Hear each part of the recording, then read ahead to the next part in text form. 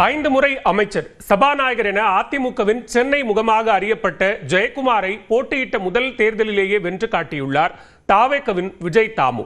Auto ஓட்டுநர் to சட்டமன்ற உறுப்பினர். யார் இந்த விஜய் தாமு? விரிவாக பார்க்கலாம் இந்த தொகுப்பில்.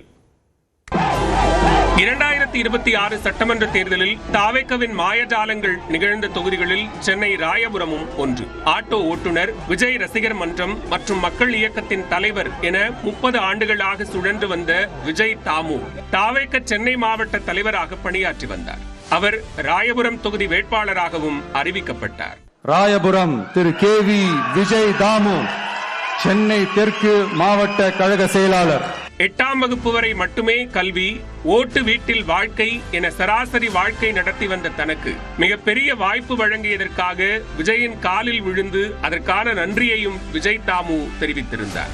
என்ன மாரி ஒவ்வொருத்தரும் நம்ம வாழ்க்கை இப்படியே இருக்குது அப்படின்னு நினைக்காதீங்க. கண்டிப்பா உழைச்சா எல்லாரும் வாழ்க்கைய மாறும். அதுக்கு எங்க தலைவர் கூட நான் உழைச்சேன், என் வாழ்க்கை இன்னைக்கு மாறி இருக்கு அப்படின்னா முழுக்க முழுக்க எங்க தளபதி விஜய் நான் மட்டும்தான்.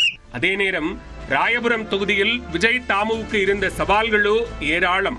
ஒருபுறம் 5 முறை அமைச்சர், சபாநாயகர் என அதிமுகவின் சென்னை முகமான ஜெயக்குமார், மறுபுறம் முன்னாள் திமுக அமைச்சர் ரகுமான் கானின் மகன் சுபேர் கான். இப்படி இருவரும் போட்டியாளர்களை எதிர்த்து களம் கண்ட விஜய் தாமு 14,249 வாக்குகள் வித்தியாசத்தில் வெற்றி பெற்று ராயபுரத்தை தன்வசப்படுத்தியுள்ளார். அதே நேரம் அவரை எதிர்த்து போட்டியிட்ட முன்னாள் அமைச்சர் ஜெயக்குமார் கட்டுத்தொகையை இழந்து அதிர்ச்சி அளித்தார். ராயபுரம் தொகுதி உருவாக்கப்பட்டு 49 ஆண்டுகள் ஆகும் நிலையில் திமுக, அதிமுக என இருவரும் கட்சிகள் செய்ய தவறிய அடிப்படை வசதிகளை முன்னிறுத்தி அரசியல் களம் கண்டது விஜய் தாமுவின் வெற்றிக்கு ஒரு காரணம் என கூறப்படுகிறது.